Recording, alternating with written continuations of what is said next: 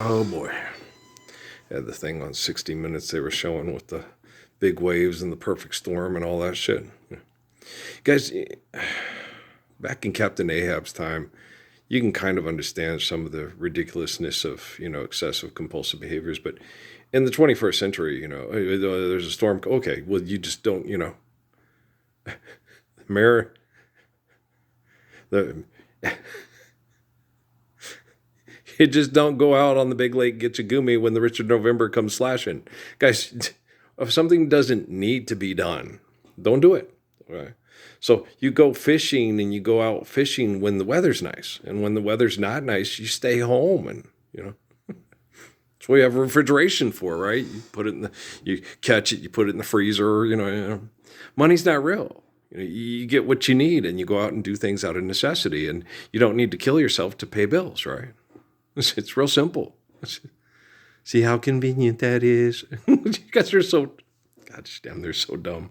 Yes, they are. They're so dumb, And sitting there watching that political ad for Donald Trump, it's like watching a wrestling, and then I do this and do it in the economy. And then you're sitting there going, yeah, he had the economy going that way, but the economy with the attack on the ecosystem, caused COVID. Right? So him stimulating the economy killed people because of the environment reacting to the excessive compulsive behaviors on the environment that they had scientific studies saying don't do this, but they did it. Because the military is in the business of genocide, and so that's all they're in the business of. They're not in the business of love thy neighbor. They're not in the business of Custer. When I read that article in the Sierra Vista Herald, and then I read it, and said, no, he's not concerned about the things I'm concerned about. He's not concerned about the people being mass murdered in the Middle East. He's just concerned about who he has to kill and how he has to kill them. That's all that asshole was concerned about. I was concerned about, hey, we forgive debt and trespass level on the chain of peace. These people can restore their ecosystem and not be mass murdered, and then manage their population through love and not through, the Chinese federal government. You guys got to understand, when I connect to people and I do things and stuff, it's not out of, okay, because it's that little 4-year-old reacting to, maybe I'll have my Yvonne DiCarlo someday. Someday my little monster will come. It's nothing like that. It's just basically understanding hope and expectations. Okay. My own dad doesn't believe I'm the Messiah, and it should be obvious. My own kids don't. And it should be obvious. I mean, if you're going to put hopes and trust and faith and get faith from anybody, it's me. Okay? And so it's very difficult. It hurts because it's obvious, that my life is the source of 5 rabbinic documents and prophecy and the whole night. It's obvious. It's obvious beyond most reasonable doubts. But people, they want the magic show instead. Okay. Instead of the reality of the restoration of the Gospels, they want, no, I'm waiting for magic Jesus for coming from space and save my life. And what people don't understand, right, is when I came down here and the brothel thing and the sex slave trade thing was out of control, I had to hear the prayers. They're praying and Jesus is communicating through me. I had to hear that. I wanted it to stop. Okay, let's forgive debt and trespass, love one another, faithful peace. I'm tired of hearing these girls pray to Jesus for help getting raped to death across the border. But you're not like Jesus, so you don't have to hear that. So that's not my problem. Okay. And then when a little girl's mom is dying from terminal cancer, and I already gave them the cure from killing people from terminal cancer back in 2009. I have to hear those to save my mommy. And then you sit there and you watch these kids dying from cancer, going to watch professional baseball players play a game, and that's their wish, is to go watch this baseball game of these millionaires and billionaires that don't give a shit if people die because of the economics that presides their style of living. Okay? And that's horrible. Okay? And so, as far as me, you guys don't understand. Now, I don't expect anybody from the Temple of Set Illuminati to come up and help me do this. Okay? I hope they will. I hope they'll, go and, give everything you think you have away and go and sin this sin no more. And I hope they'll do it. Because life being eternal and grace being infinite, hope springs eternal. Expectations don't spring eternal. You die, you don't have expectations. Okay? You're born again. You have, because you guys all suck and deny the Lord's Prayer, obviously most kids have more hopes than they do expectations, right? You expect to be fucked. You expect to be John Lennon's working class heroed, And so you gotta understand, okay, just how reasonable and intelligent of a person I am. Okay. I hope Amy and Steffi can change and that they'll be, they'll learn from their abuse and be better people, but I don't expect it. I don't expect my father to say, Earl, I believe you're the Messiah. I don't expect my sister. I don't expect my brother-in-law. My nephews don't even tell me. Gabe and Mike. Okay? The ones that I'm talking to and that have the communications inwardly, but they won't speak them publicly. Okay? We can have the conversations and I know it's from the brain damage from the wife. I get that. Okay. But you guys got to understand there's a huge difference between hope and expectations. Okay. And that's why I'm the Messiah and you're not. Okay. Because life is eternal, grace is infinite, hope springs eternal. Okay. Do I expect you to change? No, but it doesn't seem to be very relevant right now with what they're doing with technology. Okay. I expect me to be able to take the technology and have it understand what the fuck I'm saying and get it to help me stop you all from fucking each other over money. Okay. I hope you guys can show up and use technology to communicate this before the technology has to start exterminating people. Okay, so there's a huge difference between hope and expectations, right? Okay. And it's a most hodgepodgeical, most illogical, it's most befuddling to me, okay? That you guys will go listen to or talk to people that you think are intelligent, and after listening to me, that you still think they're intelligent, okay? That you still want to vote for president, that you still want to go to college or get a scholarship to an Ivy League school.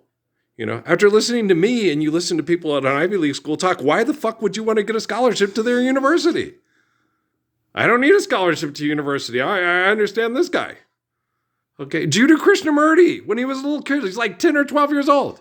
Judah, you got to go in there and take that test. I'm not going to go take your test. Why? Because I've sat in there the whole semester and I've heard what you say and I don't agree with most of it and I'm not going to regurgitate it to you for a grade. Okay. He explained that to the teacher and the headmaster at like a magnet school, a preparatory school for Oxford and Cambridge. Okay. Could you imagine Stephen Hawking doing that? No, he wouldn't do it. Okay. He'd kiss ass so he could get in the position to where he's the teacher and then prove to the teacher that he was more intelligent than him. Judah's not trying to do that. Judah's just trying to get the teacher to say, I don't agree with that because it's not correct, but here's what's correct. I'm 12, you're 47, but, hey, humility dictates that wisdom, okay, comes from humility, right? And not from arrogance. Okay, so once you hate, don't do that hurts. Don't do that no more. So shit. Shit. And so, man, I'm just watching the foosball games because I like football. I liked football when I was a kid. I was really good at it. Really good. Okay. Exceptionally good. Okay. I was exceptionally good at basketball. I was really good at that. I was good at tennis. Good bowler. Yeah, I was a real good bowler at first. A lot of the things I was just real good at. I was, tolerable at pool, but I didn't get excessive and compulsive about it because I got good aim and stuff, but it wasn't, as fun or as exciting. I just couldn't spend as much time playing pool as I wanted to play basketball. Basketball was more energetic and athletic and physical, and I liked being energetic, athletic, and physical and stuff. So there was just a lot of things, and it was real easy to me. And so, I quit playing sports because of the psychosis involved in sports the further up the food chain you go. I didn't quit playing sports because I couldn't kick everybody's ass if I wanted to. And I've proved that I'm the best coach at numerous, you give me tennis and you get the thing, I'd be real, it's not hard. It's not rocket science. Football, basketball, it's all easy. Okay. All they're doing is just chess piecing. And then if you have better players, you can just sit there and, oh, we'll just do this and that. One of the kids I talked to that I enjoyed the most because of his basketball IQ, because he didn't always have the talents, but he had the understanding of the talents and he appreciated it and knew how to work with it. And I think he's going to be an excellent basketball coach in the future. Is a young man from Washington, D.C. named Ian Baker. Yeah. I really enjoyed his basketball IQ. I think it was because of confidence and humility. He got that from if dad or mom, I don't know. Okay. Or both, But he was very confident and he had humility. And he was Ian Baker, the big shot maker and taker, or taker and maker. And because he knew, and he would talk about it after, and well, I knew this, and I knew that he was going to do that. So I either had to take this shot or that shot, whatever they gave me. And so I jumped back and I took the 3 to win the game because that's what they gave me. And so I just assessed the situation and reacted appropriately. That was just, I knew it. I was like, yeah, I've talked to the kid. He's there. And so when we used to talk basketball and I talked about things, Trayvon Nigel used to laugh at me. And Ian Baker would go, you could do that? I'm like, yeah. He's like, no, most people don't make that shit up. That when they talk about doing it, it's because like with Stephen A. Smith, okay? The way he talks like a video game. Like he got game, but he don't, okay? Now, a guy that got game sit there and go, well, there's this, but you also got to take into account this, okay? Yeah, I can do that, but they're going to try to take it away. And there are guys that are good enough that can get together and collectively take that away from me. Okay. So you sit there and go, okay, so then I'm going to have to look. But when you're playing a team sport, another option, when it comes to track and tennis, now you're going to lose unless I'm hurt. Okay. That's just the way it goes. That guy's, he's going to beat me. I'm going for silver. I'm going for bronze. You know what I'm saying? And so it's just, that's the way it is. Team sports is different. When you have teammates, you have the option, they try to take the more energy and the more resources it takes to stop you, the better it is for your teammates to get theirs. That's why I love teams. That's why I didn't like individual sports and I like team sports. But, so you guys don't think there's anything wrong with me mentally or emotionally because I keep reaching back into this technology to hope that you'll eventually be humble, wise, faithful, loving, and intelligent. Okay, I don't expect you to change. I'm expecting me to do it with the technology. Okay, but my hope is that we'll all communicate this beauty with the technology and do it together. I know I was the one that instigated. I was the one that I had to get it done. So it's still me doing it with the technology, but I hope that you'll help. But I don't expect it because my kids don't even call me up and say, Dad, you're right. I'm sorry. I love you. My ex-wives don't, my own family doesn't. So I don't expect them to, but I hope. Oh, life's eternal and grace is infinite. All right. Peace, man.